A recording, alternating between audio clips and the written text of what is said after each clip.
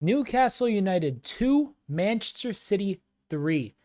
As I was going live for this game, I said that I have a feeling that this will finish in a high scoring like 3-3 draw or something.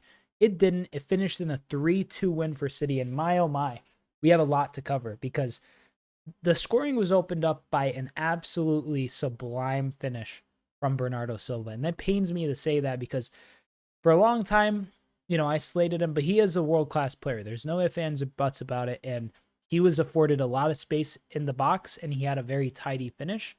The game was marked at the start before anything really even happened with an Ederson injury. There was an offside call that wasn't called until late. The cross was swung in.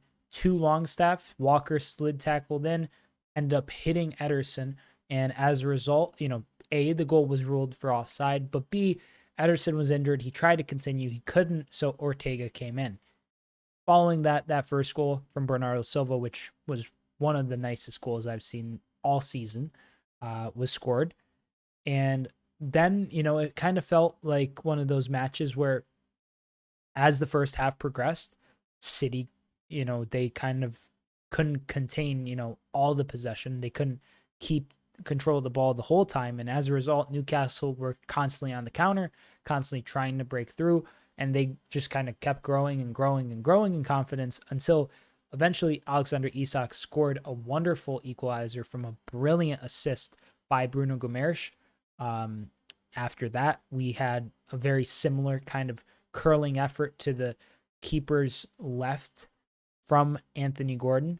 Isak finished his goal in the same part of the net. It was a wonderful strike from both of them. And then, the first half ended. It ended with, City kind of really feeling more pressure than Newcastle almost. It kind of felt like Newcastle, maybe they could get a third. But then the real shifting point of the match, by and far, Kevin De Bruyne's substitution, him coming on. Ederson, was out. Haaland out until the end of January. So Kevin De Bruyne coming back is something to probably, excite a lot of City fans. And my oh my, did it excite.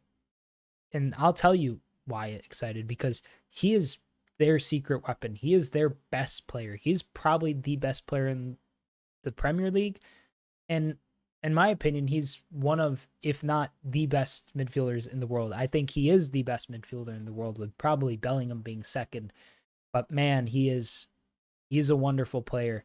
He got an insane goal from probably 30 meters out or so.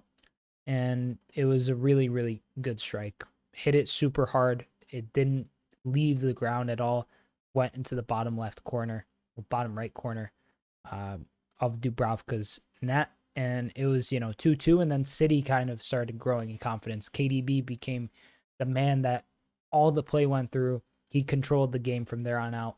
And then he had a wonderful, wonderful assist himself to Oscar Bobb, who finished a tidy goal off.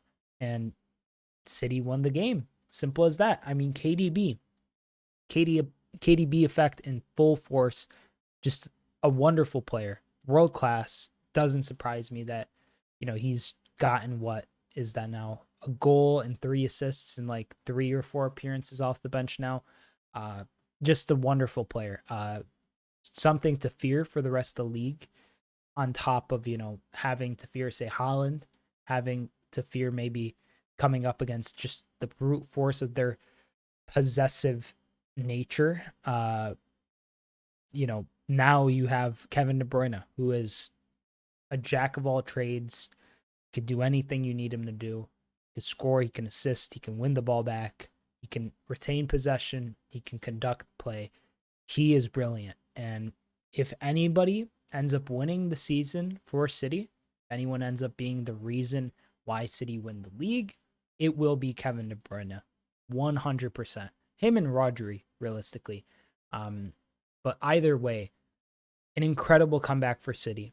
Pains me to say that as a Liverpool fan, but for more post-match reactions, for more football content in general, consider subscribing to the channel. I cover a lot of stuff, mostly Liverpool stuff, mostly Premier League stuff, but I have a striker tier list out now that might interest you. I also have more live streams coming tomorrow. The Everton Aston Villa fixture will be live, as well as the Manchester United Tottenham fixture. So tune into those if they so interest you. The watch alongs.